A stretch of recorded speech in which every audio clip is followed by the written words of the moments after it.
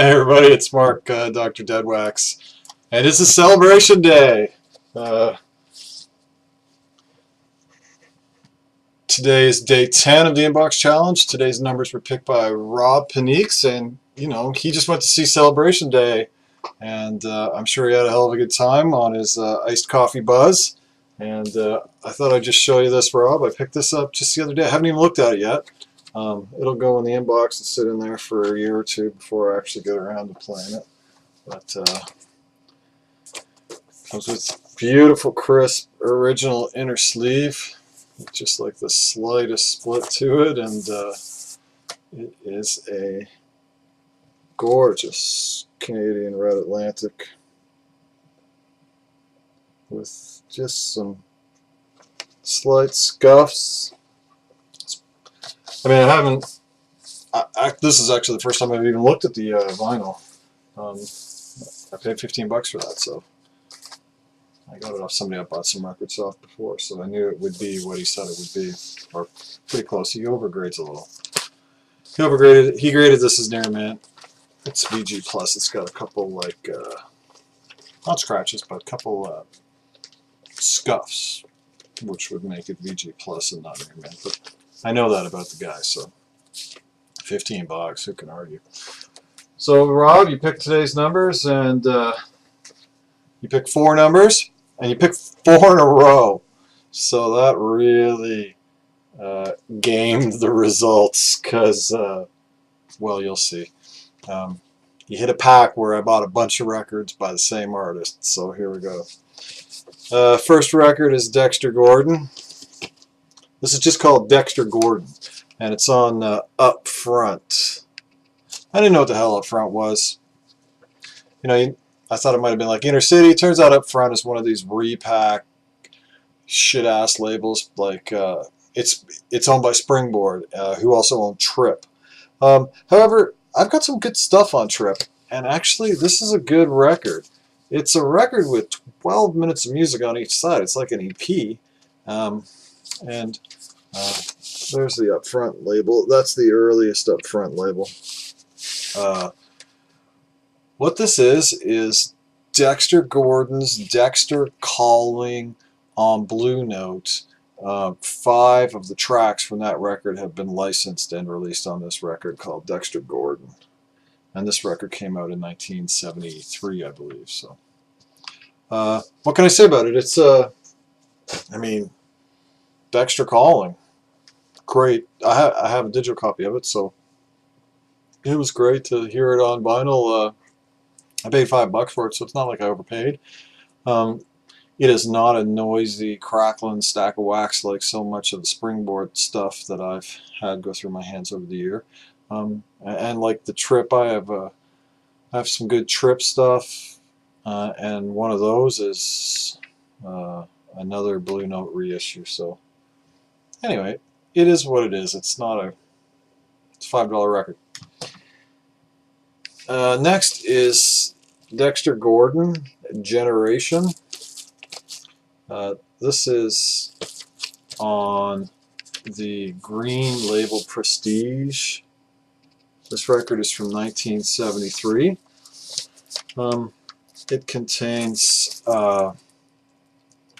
players honored are Dexter Gordon, Freddie Hubbard, Cedar Walton, Buster Williams, and Billy Higgins. And Freddie Hubbard's pretty awesome on this. Pretty good. The performances are pretty good. I would say this is overlooked as a record. Has Milestones from Miles Davis on it, which is really good. It has We See by Thelonious Monk. It has The Group by Dexter Gordon. This is still in shrink. I paid $3.99, $4 for this. Near mint condition. It's got a monstrous delete cutout, but this is just another good record.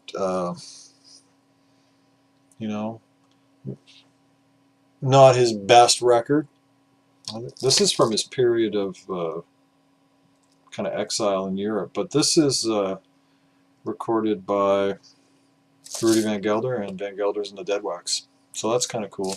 And I think he came to New York City to record it, because it was recorded in New Jersey in '72.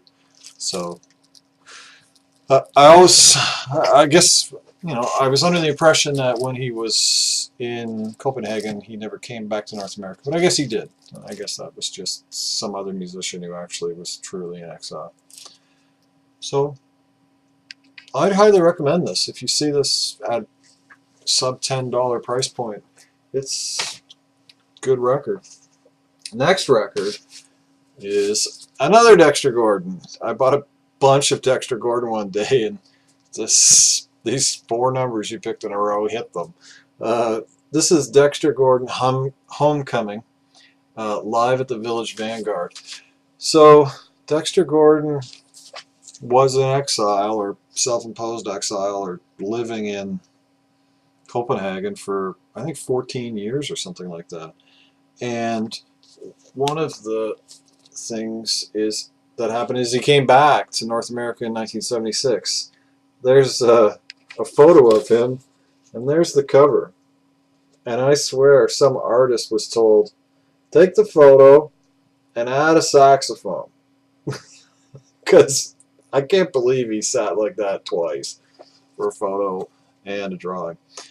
Anyway, so he came back to North America in 1976, and he did some dates at the Savoy, and then and they were just massively well received. He did some dates at the Village Vanguard, and they were massively well received.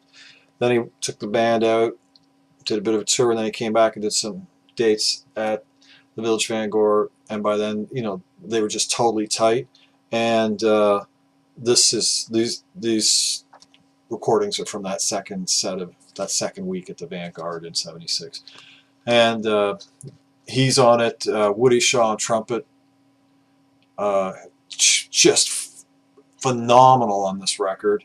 Ronnie Matthews on piano, Stafford James on bass, and Lewis Hayes on drums, who is again just phenomenal on this record. So those two are just unbelievable, and Gordon is brilliant. This record is a gem. If you like bop, and this is straightforward bop, and you know, Woody Shaw played with all kinds of people, including Horace Silver at one time, and Lewis. With Horace Silver, he was on Cape Verdun Blues, I believe. And then Lewis Hayes played later with Horace Silver, and he was on like the Jody Grind and a couple albums around that period. So I mean, these guys are all players. This is a hot session. Side 2 especially, Fenja, and in case you haven't heard, I was highly impressed with. This is just totally overlooked. Everybody's looking for something else from jazz, but if you're looking for straight ahead bop, you can buy a white label promo of this 2-record set for $5 on eBay. It's like, that's a crime. I paid $6 for this, and I actually think I have a white label promo somewhere else in the inbox of this same record, but I gotta highly recommend this. I am just totally enthralled with it. And that's first pressing of that record on the standard, later Solid Red Columbia label. And then the final record is Over-nite Sensation by Frank Zappa. So we started kind of partway through the stack of Dexter Gordons I bought one day. We made 3 of them, took us to the end, and there's a couple more in there, but Over-nite Sensation, Frank Zappa, and the Mothers, or this is first pressing on the Discreet label. Now Discreet was distributed by Reprise, and you can kind of see that because it's MS 2149, that's the Discreet, and then you see, we were talking about Reprise the other day, but underneath there is the 31-628, and on the other side there'll be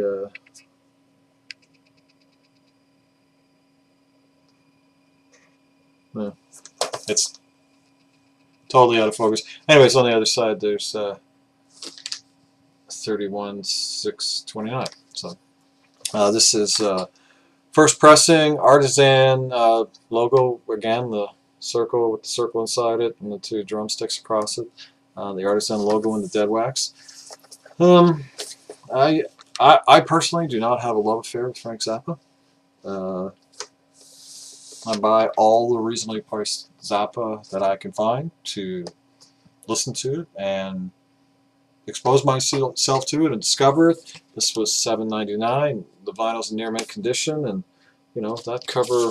I've seen a lot of these over the years. This is a pretty sweet cover, and I knew it was a first pressing because it was on Discreet and not Reprise, who put out the reissue around 1977. This record's from I think this is another record from 1973.